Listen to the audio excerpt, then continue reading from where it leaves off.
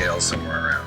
And you sit there and you play those, and if you don't apply them to some sort of music, there's no use for them. And once you start to play something like the music, you start to take off and you forget about the scale. So Slash has got to be one of the most iconic guitar players ever. He's got a handful of solos that are probably just in the top 10 solos of all time.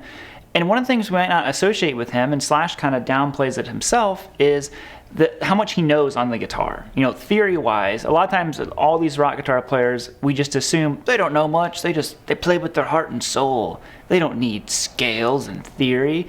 And I found this really old Slash interview where he's talking about scales. And as he's talking about it, you know, he even kind of like throws in there, he's like, you know, I just kind of play with feel, and I just go for the rock sound.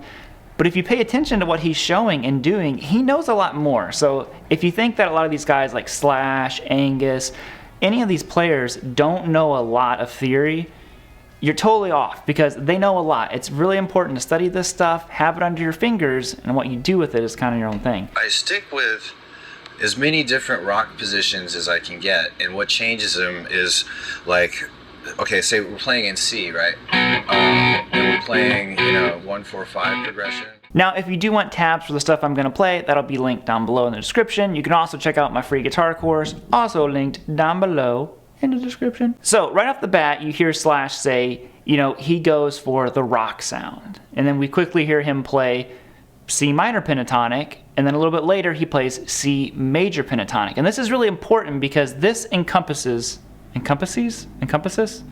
it embodies the Slash sound right off the gate. You hear that he is combining minor pentatonic and major pentatonic. That is how he is viewing a lot of this stuff. And a third scale is going to come into play here in a little bit. But one thing that he does that I think is really crucial and important is he says that he wants to play out of C. Now he's tuned down a half step, I'm also tuned down a half step, and he plays his C minor pentatonic right here.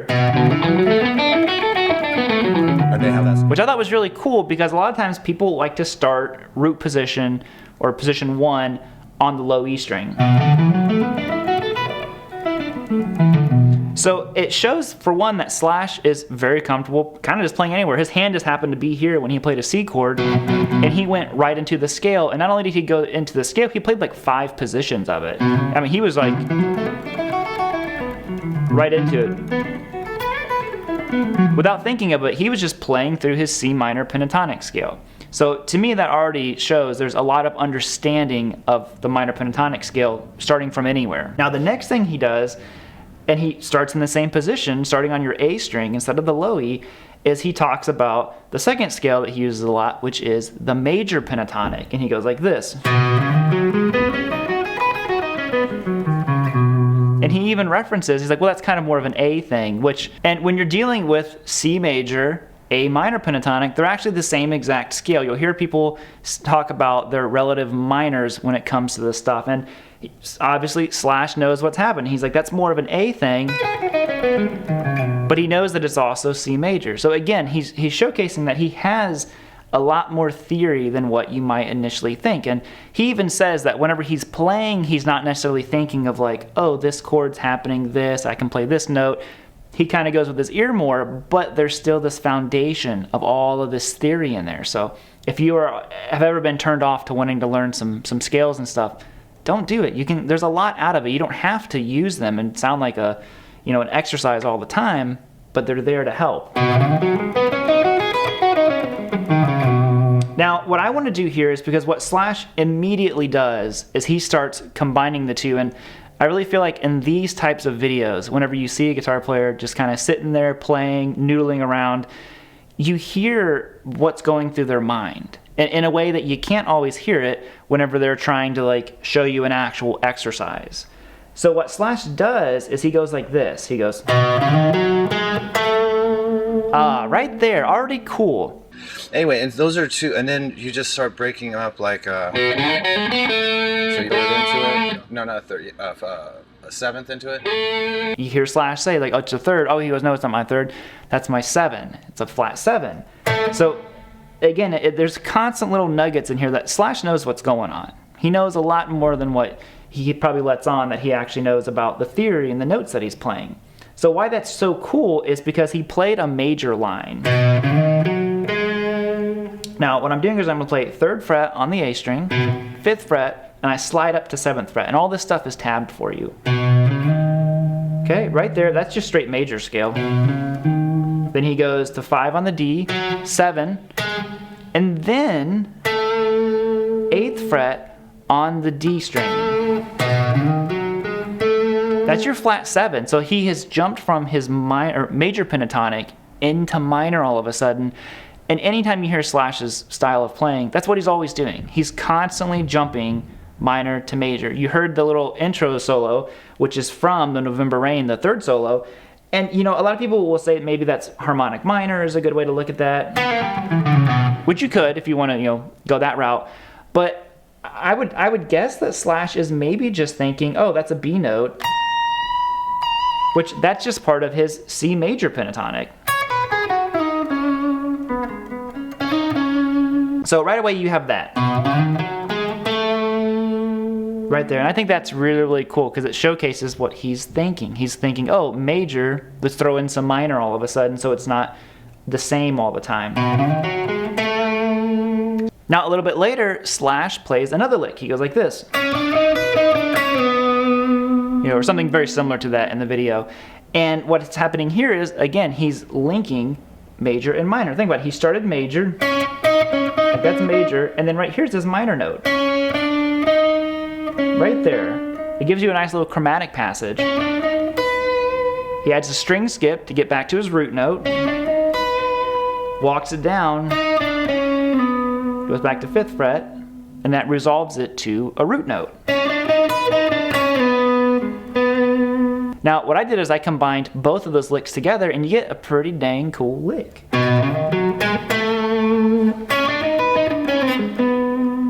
Boom, and it totally it sounds slashy because it goes dark for a minute.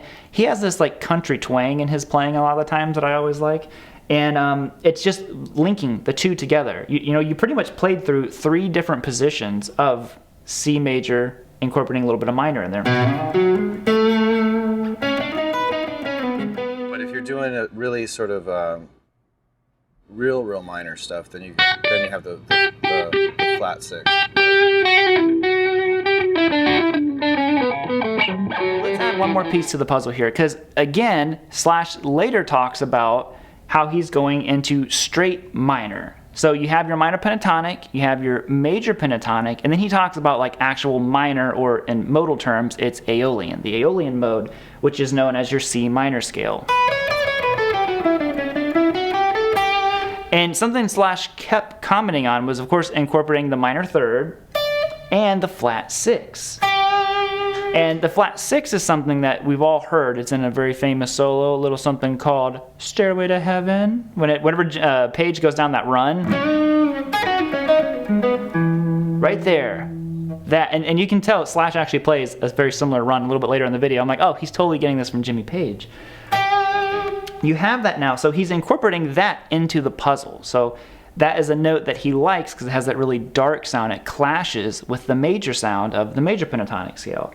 So what I wanted to do is I'm like, oh, well, let's add that into that little lick that Slash did and see if it makes it, you know, a little more slashy.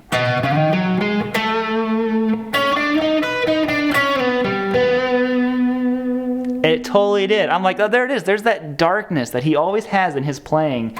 Because he'll have like, you know, this standard rock approach, and then all of a sudden he throws in these really dark notes. This is where this is coming from.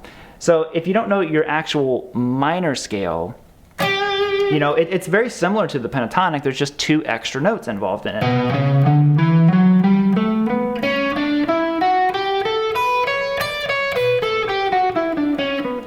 And you can watch Slash. He improvises around a little bit with it. He's playing it all over the place. He knows his scales. Like, don't let him fool you. He knows what he's doing. Okay, so let's wrap this up real quick because we could talk about it all day if we wanted to. What Slash has really done here with theory is he's taken his favorite parts from all these different scales that he learned and he created his own scale. He's created self-theory. So the biggest takeaway that you can have from this is to create your own sound by using your own little bits and pieces of the scale. So if you haven't, check out that full Slash video, get the tabs, check out my free guitar course. I'm going to bounce it out of here. If you would, subscribe. And we're going to end it bluesy Slash style, which means we got to play a minor 6, a minor 3, and then some major stuff.